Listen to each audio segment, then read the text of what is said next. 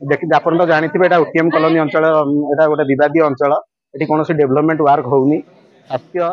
शिक्षा ठू आरंभ कर सब ये विपर्यस्त जहा हूँ किसी लोक आमर जो दुर्गा बजार रहा मुंडा साही रहा जयंतनगर रहा ओटीएम कॉलोनी लोक रही गरीब श्रेणी लोक ये कैंप बहुत उपकृत होती मागणा मेडिसिन नौ भल डाक्तर अभिज्ञ डाक्तर भी एठिक आफार कार्यक्रम को मुझे प्रशंसा करुच्ची क्लब पिला बहुत सहयोग कर धन्यवाद दूसरी ये कार्यक्रम आगू जारी रही चक्षु विशेषज्ञ जेहेतु आम आसी ना बहुत शीघ्र आम गोटे आई कैंप भी करुचु 15 दिन मास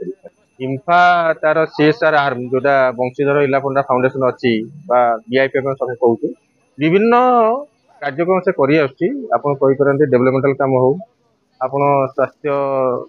आप नारी शक्ति ये सब जिन कम कर ये बीआईपीएफ तरफ इंफा बीआईपीएफ मिलित आनुकूल्य 14 ओटीएम कॉलोनी आंबिशन कॉलोनी पाखे गोटे स्वास्थ्य सुविधा अनुष्ठित होती आम आशा रखीचु प्राय 300 रु ऊर्ध लोक ये बेनिफिट हे एवं भी लोक आसी चलती बर्तमान उपस्थित अच्छा मेडिसिन वितरण कर